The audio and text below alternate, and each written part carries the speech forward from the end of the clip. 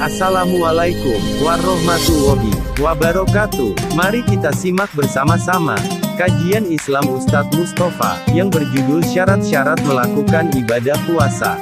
Semoga kita semua dapat keberkahan dan kemanfaatan dari tayangan ini. Amin. Assalamualaikum warahmatullahi wabarakatuh. A'udzu billahi minasyaitonir rajim. Bismillahirrahmanirrahim. Alhamdulillahi wa kafah, wassalatu wassalamu ala sayyidina wa habibina wa syafi'ina wa qurrati ayunina wa maulana Muhammadin sallallahu alaihi wasallam al-Mustafa wa ala alihi wa sahbihi wa barik wa sallim ajma'in hum min ahli syidki wal wafa. Amma ba'du, Bapak Ibu rahimakumullah, saudara-saudaraku sekalian yang sama-sama dimuliakan oleh Allah Subhanahu wa taala. Pada saat ini kita sudah memasuki bulan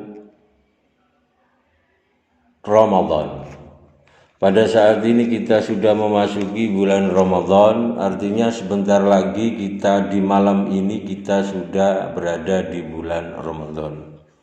Hal ini berarti besok kita sudah diwajibkan oleh Allah Subhanahu wa taala untuk melaksanakan puasa selama 1 bulan penuh.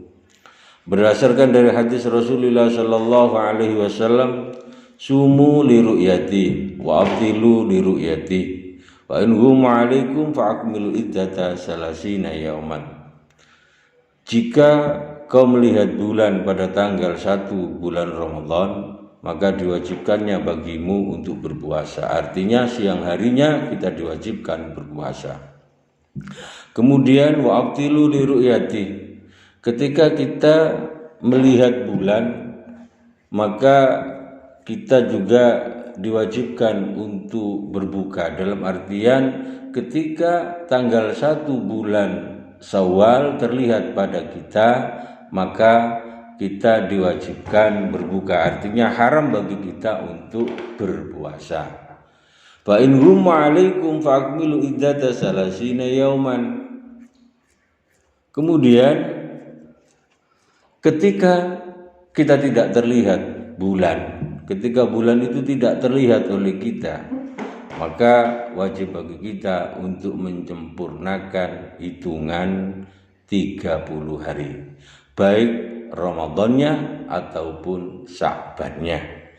Artinya ketika bulan Sya'ban itu berakhir dan tidak terlihat bulan tanggal 1 di bulan Syawal, bulan Ramadan, maka kita diwajibkan untuk menyempurnakan hitungan Sya'ban itu 30 hari. Begitu juga besok pada saat tanggal 30 Ramadan, pada saat akhir Ramadan, ketika tidak terlihat bulan, maka kita wajib menyempurnakan puasa selama 30 hari. Fa'akmul iddata salasina yauman. Bapak dan saudara-saudaraku sekalian yang kami hormati, sedikit kita singgung bahwa fenomena saat ini yang terjadi di negeri kita, ada puasa tidak sama atau tidak bareng, berangkatnya tidak bareng. Ada yang mengatakan hari Sabtu, ada yang mengatakan, ada yang mengikuti hari Sabtu, ada yang mengikuti hari Ahad. Ini berdasarkan hitungan mereka. Jika hisab, sehingga timbullah wacana, timbullah informasi, jika ikut hisab maka puasanya pada hari Sabtu. Jika ikut ru'yah maka puasanya pada hari Ahad. Sedikit akan kita jelaskan terkait dengan pandangan ru'yah. Sebenarnya dua metode ini sama dipakai. Ketika orang itu berru'yah, itu juga menggunakan metode hisab.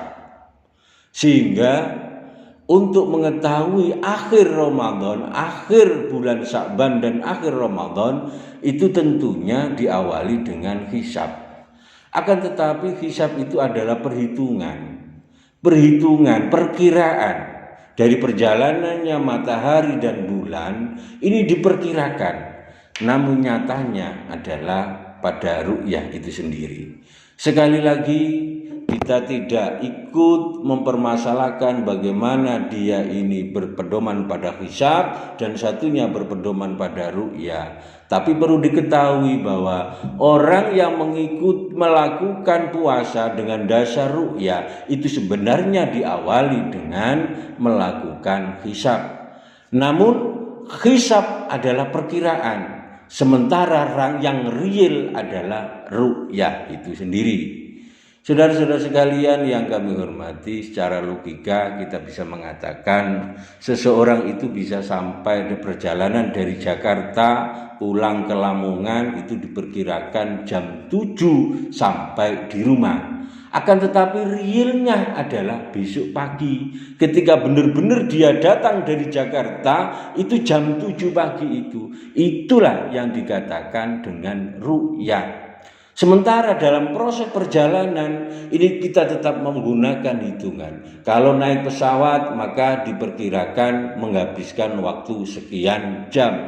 Kalau menggunakan via darat maka diperkirakan menghabiskan waktu sekian jam. Sehingga itu dia akan diperkirakan sampailah dia ke tempat tujuan itu jam sekian. Namun sekali lagi prakteknya adalah besok pagi. Sekali lagi, hisab adalah hitungan dan itu akan kita hormati, akan kita akui bahwa itu adalah sebuah metode, sebuah ilmu. Akan tetapi sekali lagi, pijakan yang kita gunakan adalah kenyataannya. Saat kita lihat bulan, pada saat itulah kita kembali mengatakan bahwa itu adalah awal Ramadan, itu adalah awal Syawal besok. Sekali lagi mudah-mudahan ini menjadi sedikit pemahaman kita bersama bahwa orang yang menggunakan awal Ramadan dan awal Syawal ketika dia berpedoman pada ru'yatul hilal, maka itu sebenarnya diawali dengan hisab. Tetap diawali dengan hisab, metode hisab. Dan sekali lagi metode hisab itu akan real bila diwujudkan dengan ru'yah. Bapak dan saudara-saudara sekalian yang kami hormati, alhamdulillah kita akan melaksanakan puasa dan bersama-sama mari kita sedikit kaji terkait dengan hal-hal yang ada hubungannya dengan berpuasa. Pertama, surutu wujubis shaum, syarat diwajibkannya orang berpuasa. Syarat diwajibkannya orang berpuasa. Yang pertama al-islamu, Islam. Orang itu harus Islam. Jadi orang yang berpuasa itu harus Islam. Yang kedua mukallafun, orang yang sudah tertuntut dalam artian mukallaf. Mukallaf berarti baligh, ya, baligh mencapai usia yang mana usia itu sudah diwajibkan berpuasa. Baligh, ukuran baligh laki-laki dan ukuran baligh perempuan. Yang ketiga wa itaqatu, kuat, mampu melakukan puasa. Dan yang keempat adalah wasihhatu sihat. Wasihhatu sihat. Dia sehat. Sehat jasmani maupun sehat rohani. Dan yang kelima adalah wa iqamatu, dan orang yang berada di rumah. Artinya dia tidak sedang musafir atau bepergian. Jadi sekali lagi, orang syarat diwajibkannya puasa adalah satu bagi orang Islam, yang kedua dia itu mukallaf, sudah baligh, dan yang ketiga itaqah, kuat melaksanakan puasa dalam satu hari. Kemudian yang keempat adalah wasihhatu sihat, dia dalam keadaan sehat, tidak sedang sakit. Dan yang kelima adalah iqamah, tidak di dalam bepergian. Selain daripada lima ini, maka dia tidak diwajibkan puasa. Contoh yang terakhir adalah iqamah. Orang tersebut tidak sedang berpergian, tidak sedang bepergian. Oleh karena itu bagi orang yang musafir boleh dia itu tidak berpuasa. Begitu juga dengan syarat wajibnya puasa adalah sehat. Ketika orang itu tidak sehat, maka tidak diwajibkan baginya untuk melakukan puasa atau melakukan kewajiban puasa.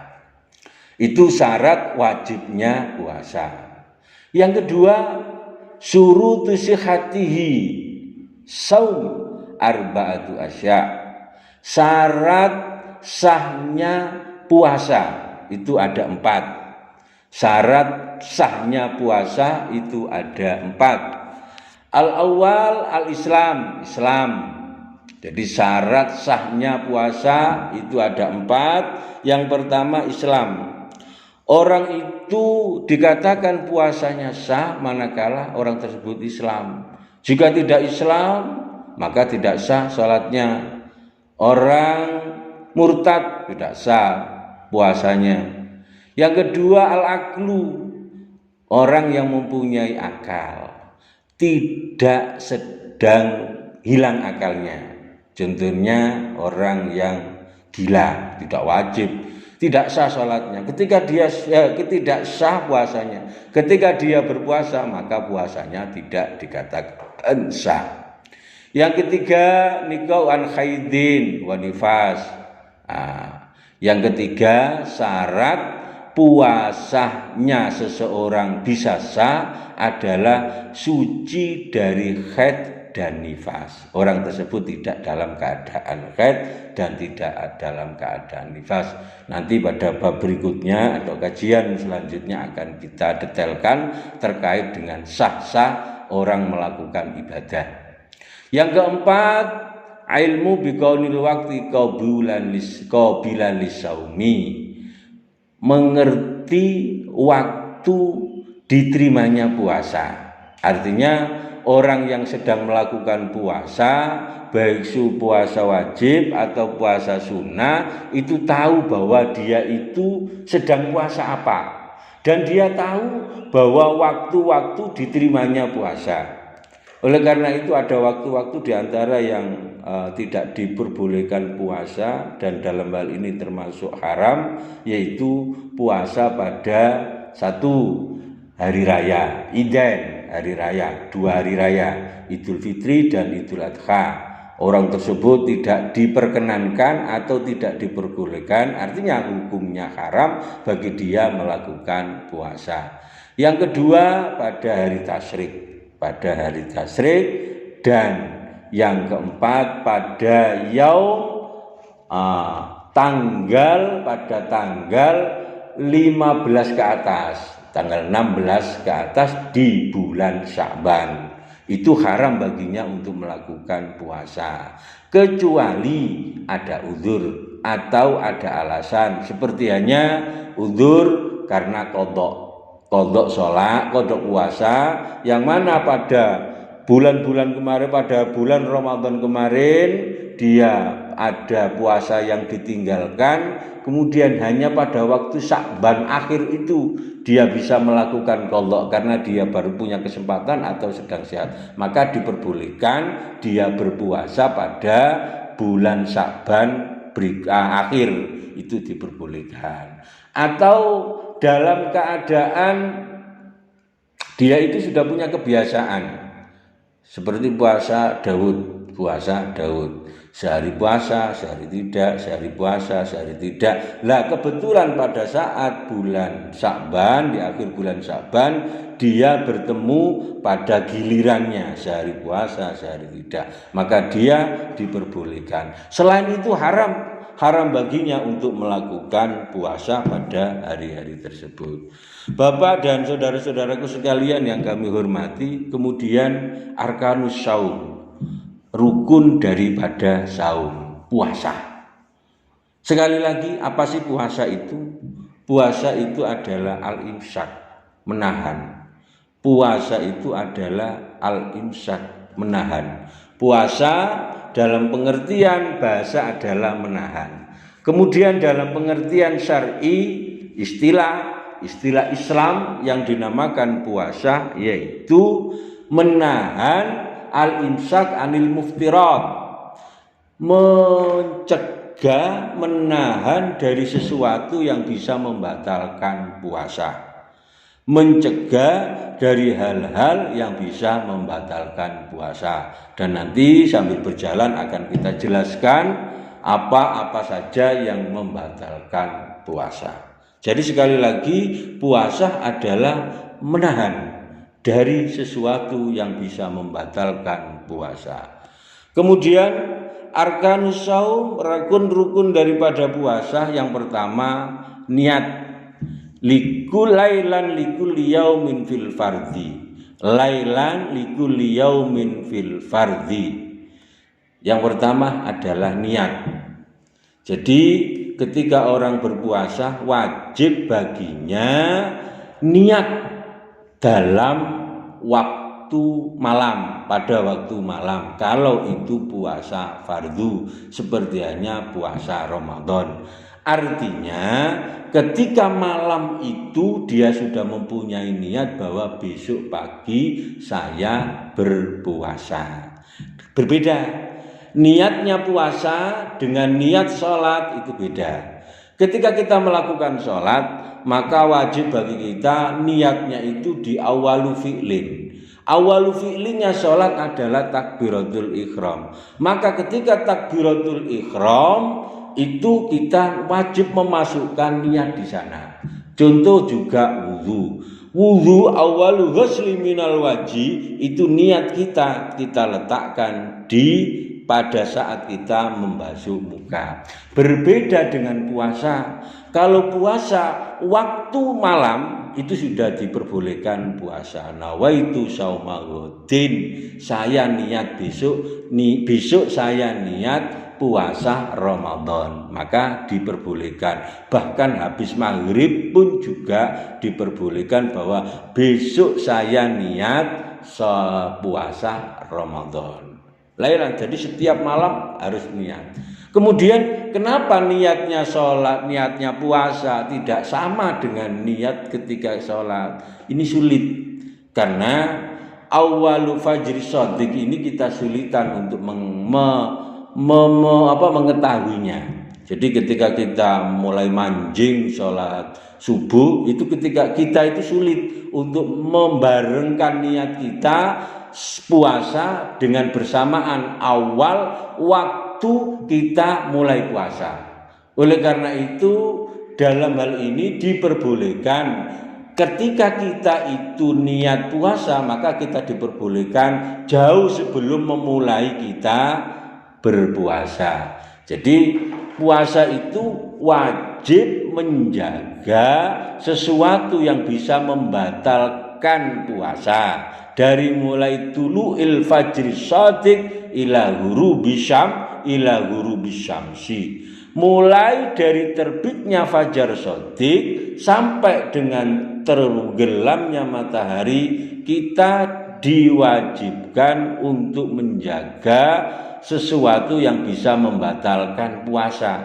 Berarti awalnya itu dimulai tulu'il fajri shadiq.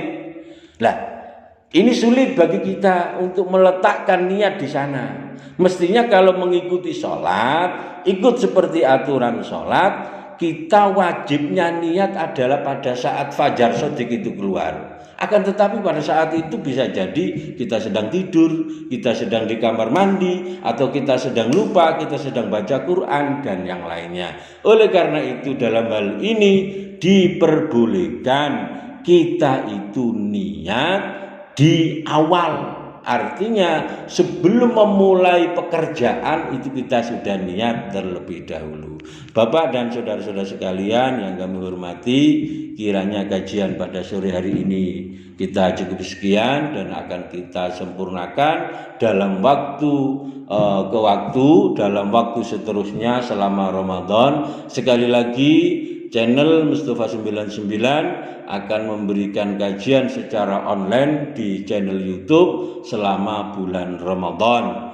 2 kali dalam satu hari. Mudah-mudahan menjadi ilmu yang bermanfaat. Wallahul muwaffiq ila aqwamit thoriq. Wassalamualaikum warahmatullahi wabarakatuh.